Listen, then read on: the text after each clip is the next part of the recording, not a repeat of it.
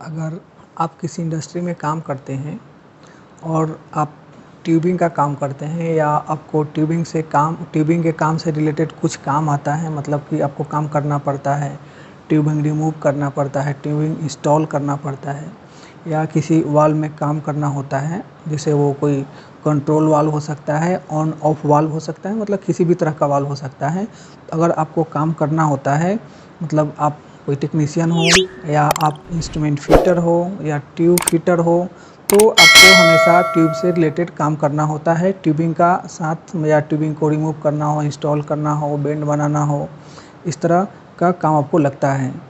और उसमें identification of tubing कौन कौन सा होता है, कितने प्रकार का होता है, वो किस किस मेटल में आता है, उसके बारे में आपको जानना बहुत ही ज़रूरी होता है। हेलो दोस्तों, मैं श्रीकांत कुमार आपका बहुत बहुत स्वागत करता हूं इस US electronic and electrical channel पर। कल्पना कीजिए आप कहीं काम कर रहे हैं और वो ट्यूब से रिलेटेड काम है, जैसे किसी कंट्रोल वाल्व का काम कर रहे हैं और उसमें कंट्रोल वाल्व होगा तो उसमें ट्यूबिंग आएगा ही, चाहे वो कि साइज़ अलग अलग हो, क्वार्टर का हो या हाफ का हो या 3/8 का ट्यूबिंग हो, लेकिन ट्यूबिंग तो आएगा, क्योंकि जो भी कंट्रोल वाल्व होता है नॉर्मली सभी एयर ऑपरेटेड वाल्व होता है, मतलब उसको ऑपरेट होने के लिए एयर चाहिए। और जब एयर ऑपरेटेड वाल्व होगा तो उसके लिए आपको ट्यूबिंग आएगा, तो ट्यूबिंग के बारे में जानना बहुत ही ज़रूरी होता है। और उस समय अगर आप नहीं जानेंगे तो उसमें दिक्कत यही होगी कि अगर उसको रिमूव करना है तो रिमूव करने में उसका कभी थ्रेड ख़राब हो जाएगा, कभी इंस्टॉल करना है तो सही से उसको नहीं लगा पाएंगे तो वो उसका थ्रेड ख़राब हो जाएगा या सही से प्रॉपर इंस्टॉल नहीं होगा, लीकेज आएगा। ये सभी बहुत तरह की परेशानी होती है। या दूसरा, अगर आपको बोला जाए कि ट्यूब लेकर के आइए, क्योंकि आपको तो काम करना है और ट्यूब लाने के लिए जाएंगे तो अनसाइज, मतलब कि जिस साइज़ का ट्यूब चाहिए वो नहीं ला पाएंगे, उसका जो कोड होता है वो कोड मिसमैच हो जाएगा, मतलब कि बहुत तरह का परेशानी आएगा। अगर इनको सॉल्व करना चाहते हैं और इनको अच्छे से जानना चाहते हैं तो ये वीडियो आपके लिए है। सबसे पहले हम लोग जानते हैं कि जो ट्यूब होता है वो कितने प्रकार का होता है, कौन कौन सा ट्यूब होता है। तो नॉर्मली जो ट्यूब होता है वो कुछ मेटल, जैसे एसएस में ट्यूब आता है, एसएस का होगा या कॉपर का ट्यूब होगा। जो प्लांट में जनरली जो यूज होता है वो ये जो 3 प्रकार के ट्यूब हैं, जैसे एसएस, कॉपर या कहीं कहीं जो पीवीसी ट्यूब आता है जो वो ही यूज होता है। जैसे पीवीसी जो ट्यूब है वो नॉर्मली जैसे अल्काइल एरिया है, जैसे अल्कालेशन से रिलेटेड एरिया है, जहाँ पे ज़्यादा एसिड वाला काम होता है, एसिड का यूनिट है, वहाँ पे जो ट्यूबिंग यूज होता है वो ट्यूब यूज होता है पीवीसी का, जो वो ट्यूब प्रोसेस लाइन में यूज होता है। ऐसे एसएस का भी यूज होता है नॉर्मली, और जो ज़्यादातर यूज होता है एयर लाइन के लिए वो एसएस और कॉपर का ट्यूब यूज होता है। ये आपको 90% देखने के लिए मिलेगा। जो भी एयरलाइन है वहाँ पे आपको कॉपर का ट्यूब मिलेगा या एसएस का ट्यूब मिलेगा। इसके अलावा दूसरा ट्यूब एयरलाइन में आपको देखने के लिए नहीं मिलेगा, चाहे किसी भी इंडस्ट्री में हो, चाहे ऑयल एंड गैस का इंडस्ट्री हो, पावर प्लांट हो या कोई रिफाइनरी हो, या मतलब कोई भी इंडस्ट्री हो, तो वहाँ पे ज़्यादातर जो ट्यूबिंग मिलेगा 80 से 90%, 98% तक भी बोल सकते हैं, वहाँ पे जो ट्यूबिंग मिलेगा वो सभी एसएस, कॉपर, क्योंकि उसमें एयर जाना है और एयर के लिए यही ट्यूबिंग ज़्यादा यूज होता है। अब प्रोसेस लाइन में भी ट्यूबिंग यूज होता है, जैसे बहुत सारे ट्रांसमीटर, जैसे प्रेशर ट्रांसमीटर हुआ, लेवल ट्रांसमीटर है, फ्लो ट्रांसमीटर है। ये सभी जो ट्रांसमीटर हैं इनमें भी ट्यूब का यूज होता है। तो इसके लिए अब जो ट्यूबिंग यूज होगा, एसएस का ट्यूब यूज हो सकता है, कॉपर का ट्यूब तो नहीं यूज होता है, प्रोसेस लाइन में बहुत कम यूज होता है, मान के चलिए कि यूज नहीं होता है, क्योंकि आपको देखने को नहीं मिलेगा कि किसी प्रोसेस लाइन में कॉपर का ट्यूब यूज हुआ है। आपको ज़्यादातर मिलेगा प्रोसेस लाइन में वो जो ट्यूब होता है वो एसएस का यूज हुआ है, और नहीं तो पीवीसी ट्यूब यूज हुआ है, ज़्यादातर ये मिलेगा किसी भी इंडस्ट्री में अगर देखेंगे तो जो ट्यूबिंग ज़्यादातर यूज होता है, ऐसे ट्यूबिंग जो होता है वो एसएस का होता है, कॉपर का होता है, पीवीसी का ट्यूब होता है और एल्युमिनियम का ट्यूब होता है जो इंडस्ट्री में बहुत कम यूज़ होता है और वो एयरलाइन में यूज़ नहीं होता है, प्रोसेस लाइन में यूज़ नहीं होता है, कहीं कहीं अलग चीज़ में यूज़ होता है। कभी कभी आपको एल्युमिनियम का ट्यूब देखने को मिलेगा या कहीं कहीं आपको एमएस का भी ट्यूब मिलेगा। तो वो जो ट्यूब है वो सब लो क्वालिटी का ट्यूब आता है, वो स्टैंडर्ड ट्यूब नहीं होता है और वो ट्यूब इंडस्ट्री में देखने के लिए ना मिलेगा, बिल्कुल नहीं के बराबर मिलेगा। तो हम लोग उसी ट्यूब के बारे में बात करेंगे जो ज़्यादातर इंडस्ट्री में यूज होता है। तो इंडस्ट्री में जो ट्यूब यूज होता है, ऐसे तो 5-6 प्रकार का ट्यूब हो गया अगर देखेंगे तो, लेकिन जनरली जो यूज होता है वो 3 प्रकार का ही यूज होता है जो मेटल के हिसाब से जो भी है। वो पहला है एसएस का ट्यूब बोल सकते हैं उसको, एसएस का ट्यूबिंग यूज होता है, कॉपर का ट्यूब यूज होता है और पीवीसी का ट्यूब यूज होता है।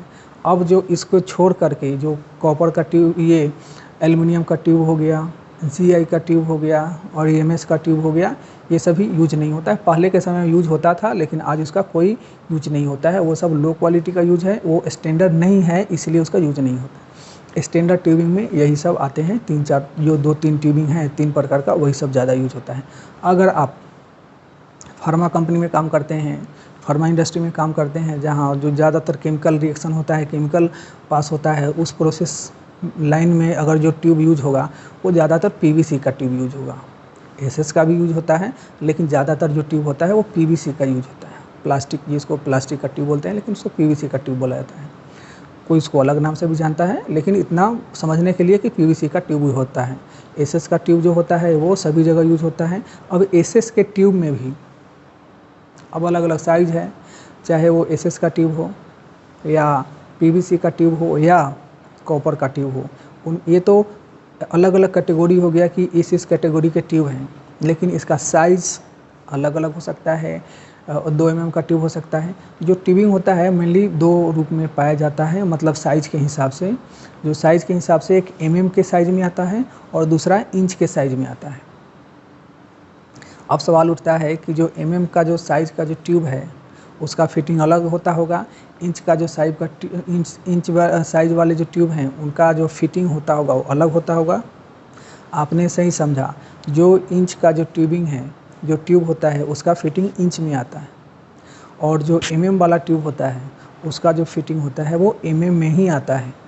इंच वाला ट्यूब mm वाले फिटिंग में यूज नहीं कर सकते, mm वाला फिटिंग इंच वाले ट्यूब में यूज नहीं कर सकते। अगर दोनों को यूज करेंगे, इंच वाला फिटिंग अगर यूज करेंगे mm वाले ट्यूब में या इसके रिवर्स यूज करेंगे तो वो प्रॉपर फिटिंग नहीं होगा और लीकेज होने का चांस रहेगा।